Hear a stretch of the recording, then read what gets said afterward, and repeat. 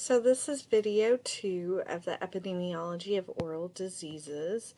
And in video 2, we're going to talk about the epidemiology of periodontal disease as well as edentialism. So let's talk about periodontal disease first. In terms of periodontal disease, as I talked about during the dental indices lecture, there's not really a specific definition of periodontal disease that is universal or an index that is like the go-to index. So some definitions will include gingivitis, some of them don't. So some theories have them as a combined disease. Some other theories don't. So it really makes epidemiological investigations very difficult because different indices may have been used in past surveys, and it makes it really difficult to be able to compare the different data that comes from those and the findings that come from them. So, because some of them may include clinical attachment loss, some of them may just look at probing. So really it's the data that's out there with periodontal disease, it is a little bit sketchy compared to the Carey's epidemiological numbers. But what we do know is that there is a little bit of a gender difference. Men tend to have more attachment loss. They tend to have more recession, and then they tend to have deeper probing depths. And there's not really a known inherent difference by gender in terms of susceptibility. It's not like men have different bacteria, like I'm trying to think of some of the bacteria in periodontal diseases, and I'm drawing a blank right now. It's late. It's not like that they have like more of the AAs type of bacteria, or the red complex type of bacteria. We don't have the research that support that.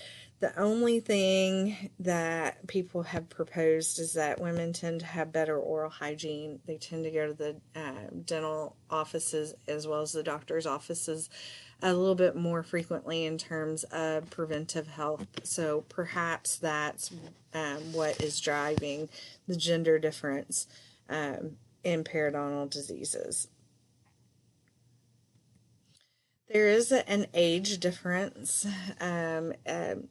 People that are a little bit older are more likely to experience attachment loss as well as recession and probing. And it's not because, if I turn 50, I'm automatically more at risk for periodontitis, either moderate or severe or slight. It's more of an accumulation of the disease throughout the years. So it kind of builds up on over the years. Like I said, it's not like you turn a certain age and you have an increased susceptibility to periodontitis. And you can see this in this graph. People that are in their 30s, early 30s, have lower rates of moderate to severe periodontitis compared to those that are 65 years or older. In terms of race and ethnicities, African Americans are more likely to have periodontal disease than white Americans or Hispanic populations. And when you hear these things, I also want you to start thinking about that the fact that this variable is very hard to isolate out because other variables also impact periodontal disease or edentialism and those type of things. So you can't just say, oh, it's this specific race and ethnic population that has periodontal disease and it's because of their skin color or their ethnic affiliation. It's likely to be impacted by socioeconomic statuses, educational attainment. So all of those factors kind of really kind of interconnect and make a set of people more susceptible. So they have intersectionality of these variables. So race and ethnicity, we tend to see racial minorities to be a little bit more susceptible for periodontal diseases. And we also know that treatment also um, differs between different race and ethnic affiliations. So we see more treatment for non-Hispanic whites. This is a graph from the American Academy of Public Health Dentists, and you can see here income impacts periodontal disease as well. So the second group on the graph is the lowest income. So we have people that are less than 100% of the federal poverty level. If you compare the light purple, the lavender color here, if you compare those in the less than 100% federal poverty level group, compare it to the greater than 200% federal poverty level, that's our highest income. You can see that there's significant differences here of people that have moderate to severe periodontitis in the adult age group.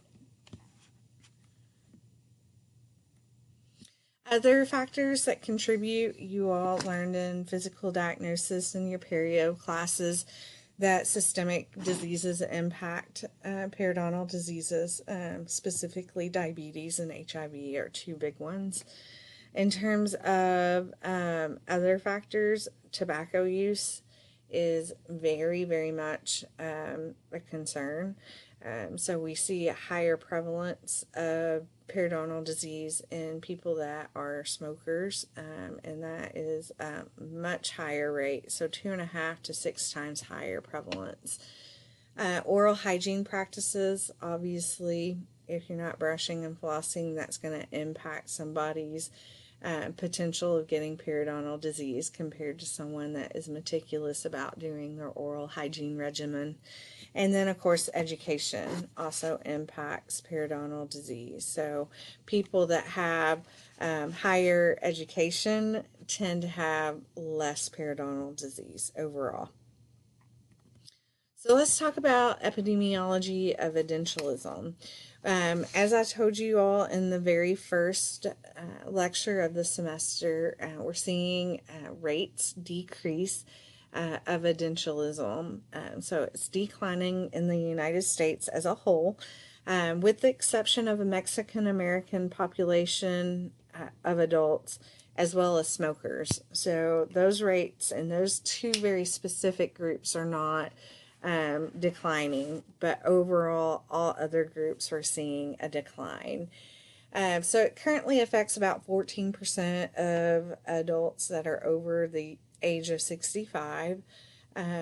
But people that actually kind of study these trends and make projections, they are thinking that our overall edentulosome prevalence is going to get down to 3 to 4%, which would be great. So 3 to 4% of our population, overall population, would have be edentulous, which would be a significant drop from where we've come from. The biggest cause of edentulosome, of course, is dental caries, except those people that are over the age of 80. And whenever we get over the age of 80, we have some other issues going on. We have, more severe periodontal disease. Oral health practices may decrease and be impacted, and those type of things. In terms of age, of course, older people are more likely to be edentulous than people that are in their 20s and 30s. But I do want to say that older people are keeping their teeth longer. But like periodontal disease, the rates do increase with age due to an accumulation of factors. We do know that through data through the CDC, that dentate older adults have an average of 21 teeth. So older adults are keeping their teeth, and they're keeping more of them, and they're keeping them longer, which is great. Societal values also impacts edentulosome. It's almost like we have a circular pattern of people. It's like it runs in families almost, where we have the thought process of, oh, my grandfather and my grandma had dentures, and my mom and dad had dentures, and all my brothers and sisters have dentures, so it's inevitable I'm going to get dentures. So we haven't been able to break that cycle of value systems yet, and completely eradicate it. So it's still out there. Hopefully it's reducing, though. In terms of income, people that are lower income tend to have increased rates of edentialism. And it's more of a reflection of going to the dentist to get your teeth pulled, as opposed to going to the dentist for preventive care, or even that secondary prevention where you're getting, restorations or SRPs or those type of things. There is a race and ethnic component to edentialism. We see that non-Hispanic blacks and non-Hispanic Asians tend to have greater rates of edentialism compared to non-Hispanic whites and Hispanic populations. This is the NHANES information. The CDC is also, the BRFSS is very similar. I do want to point out that our Mosby's board book, which is one of our main board books, says that non-Hispanic whites have lower rates of edentialism and partial tooth loss because of socioeconomic statuses and dental care utilization rates. And that was the opposite of what the Surgeon General said. So I would go with the data that's out there now. In terms of non-Hispanic whites having lower rates of edentialism compared to what the Surgeon General previously published. It's a little bit newer data that's out there. And interestingly enough, whereas gender has been a huge component on caries and periodontal disease, it's not really a factor in edentialism. So there's no gender association with edentialism that is significant. So men and women equally as likely to be edentulous. So American Academy of Public Health Dentistry published this particular graph in one of their CE courses.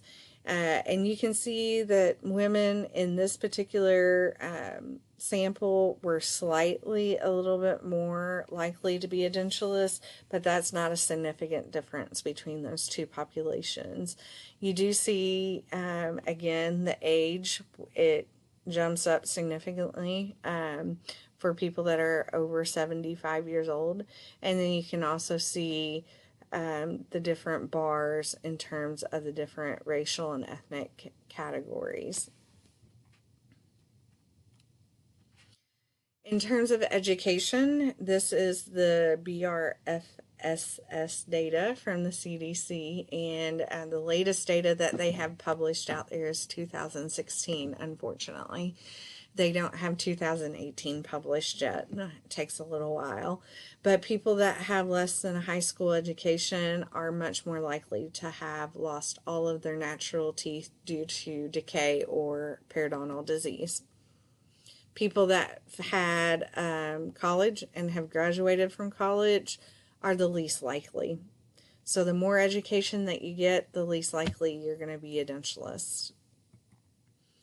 And then if you're looking at it by income as well, I think I previously said lower income people are more likely to be edentulous. And this is a chart from the BRFSS data that substantiates that particular statistic. So people that are making less than $15,000 per year annually are much more likely to be edentulous than people that are making the most amount of money, $50,000 or more, which is in the orange.